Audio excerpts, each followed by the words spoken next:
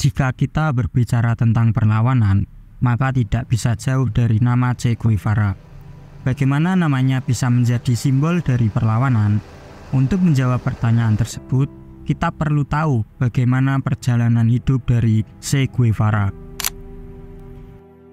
Ernesto Guevara de la Serna mendapat julukan Che karena sering menggunakan ekspresi Argentina Che yang berarti he, kawan atau teman.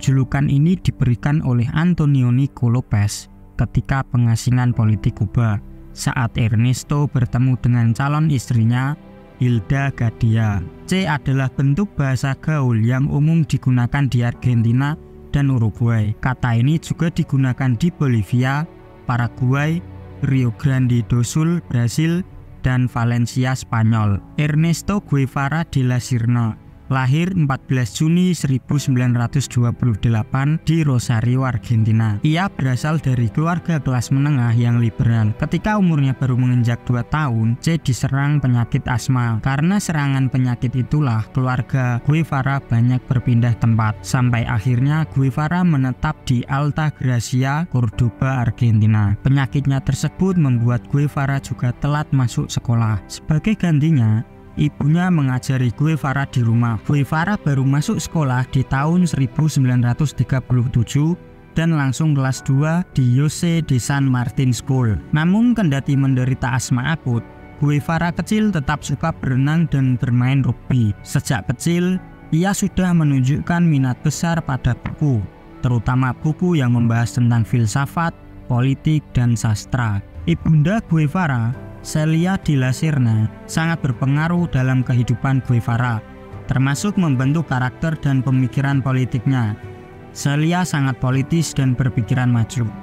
Valeria Boden dalam Che Guevara Political Activist and Revolutionary menyebut Celia seorang feminis sekaligus sosialis. Dia kerap menjadikan rumahnya sebagai tempat pertemuan untuk mendukung pergerakan di Argentina. Ibunya juga tidak segan untuk berbagi pengetahuan politik kepada anaknya. Di bulan Januari 1952, bersama kawannya Alberto Granado, Guevara berpetualang ke sejumlah negara Amerika Latin. Modelnya cuma motor Norton 500. Mereka berhasil melintasi banyak negara, seperti Chile, Peru, Kolombia, dan Venezuela. Jarak tempuhnya kira-kira 12.000 km. Siapa sangka, perjalanan inilah yang membuat mata Guevara terhadap realitas sosial di benua Amerika Latin. Di sepanjang jalan, ia menyaksikan kemiskinan, wabah penyakit, dan penindasan. Di Peru, Guevara menjadi relawan untuk melawan wabah kusta. Tahun 1955, Guevara hidup di Meksiko. Kebetulan, pada rentang waktu yang sama, pejuang-pejuang Kuba juga banyak yang melarikan diri ke Meksiko, termasuk Fidel Castro dan Raul Castro. Awalnya, Guevara bertemu dengan Raul Castro. Tak lama kemudian, ia bertemu dengan Fidel Castro. Fidel berhasil menarik perhatian Guevara atas perjuangan rakyat Kuba melawan diktator Batista. Pada tanggal 25 November 1956, Guevara bersama 80-an pejuang Kuba lainnya, termasuk Fidel dan Raul, melakukan pelayaran menuju Kuba dengan menumpang kapal Grema. Sayang, sebelum sempat menyentuh daratan Kuba, kapal itu digempur tentara Batista. Lebih dari separuh penumpang tewas. Hanya 21 orang yang selamat, termasuk Guevara, Fidel, dan Raul. Fidel dan Guevara bersama revolusioner yang lain seperti Raul Castro, Juan Almeida, dan Camilo menyingkir ke pegunungan Sierra Maestra dan membangun basis gerilya di sana. Guevara sendiri mendapat sebutan Komandante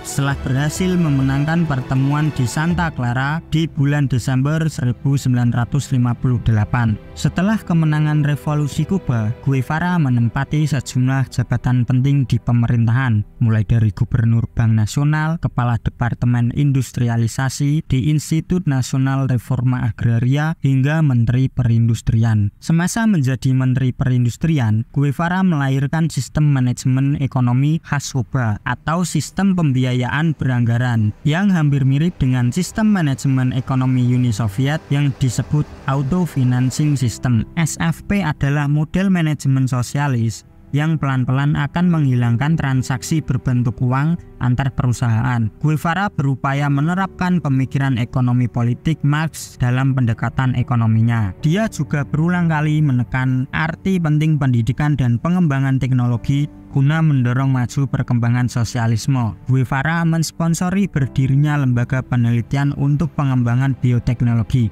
khususnya di kedokteran, pengolahan nikel, eksplorasi minyak, industri kimia, dan lain-lain. Guevara juga menyokong partisipasi penuh pekerja dalam manajemen atau tata kelola pabrik. Guevara percaya bahwa revolusi sosialis tidak boleh hanya terbatas pada satu negara. Ia adalah penganut teori revolusi permanen, yang berarti bahwa ia ingin menyebarkan gerakan revolusioner ke seluruh dunia, terutama di negara-negara berkembang yang menderita di bawah kekuatan imperialisme. Guevara berkeliling dunia untuk mendukung gerakan revolusioner di Afrika, Asia, dan Amerika Latin. Pada tahun 1965, Guevara meninggalkan jabatannya di Kuba untuk menyebarkan ide revolusioner ke negara-negara lain, termasuk Kongo dan Bolivia. Di Bolivia, ia mencoba memulai pemberontakan, tetapi upayanya gagal karena kurangnya dukungan lokal dan intervensi pasukan Bolivia yang dibantu oleh CIA. Pada 9 Oktober 1967, Guevara ditangkap dan dieksekusi oleh militer Bolivia di bawah perintah CIA. Dengan kiprah Guevara dalam ranah politik dan menyebarkan revolusi serta ideologinya ke negara-negara lain, tak heran jika pemerintah Amerika Serikat memburunya. Operasi rahasia CIA ikut berperan dalam upaya meringkus Che Guevara. Kemudian pada 8 Oktober 1967, tentara Bolivia bertempur dengan kelompok gerilyawan Che Guevara. Guevara tertangkap hidup-hidup. Pemerintah Amerika sebenarnya meminta Guevara untuk jangan dibunuh. Presiden Amerika Serikat kala itu, Lyndon B. Johnson, menyatakan eksekusi tersebut adalah keputusan yang bodoh. Bahkan demi membuktikan kepada publik bahwa pemerintah Bolivia berhasil menyabut nyawa Guevara lewat eksekusi, kedua telapak tangan Guevara lantas diamputasi. Dokter-dokter dari militer Bolivia mengawetkan kedua telapak tangan Guevara tersebut sebelum dikirim ke Buenos Aires, Argentina untuk proses identifikasi sidik jari. Namun, tubuh mayat Guevara yang tersisa dipindahkan ke lokasi rahasia. Pada 1995, lokasi kuburan mayat Guevara akhirnya diungkap oleh seorang mantan jenderal Bolivia. Barulah 2 tahun setelahnya, satu tim geolog Kuba dan antropolog forensik Argentina menemukan tulang belulang Guevara di sebuah kuburan massal. Setelah kematiannya, dunia mengenang Guevara sebagai simbol keberanian dan semangat revolusi. Potret wajahnya dengan baret hitam dan tatapan penuh determinasi menjadi simbol perlawanan di seluruh dunia. Hingga hari ini, nama Che Guevara memantik semangat jutaan orang untuk melawan ketidakadilan dan penindasan. Meskipun sosoknya tetap menjadi kontroversi, ia adalah bukti bahwa seorang individu dengan tekad kuat bisa mengguncang dunia. Di akhir hidupnya, Guevara mungkin tidak mencapai seluruh tujuannya, tapi mungkin di sanalah kekuatan sejatinya. Ia meninggalkan kita dengan pertanyaan besar, apakah kita hari ini masih memiliki keberanian untuk melawan ketidakadilan seperti yang ia lakukan? Coba tulis di kolom komentar.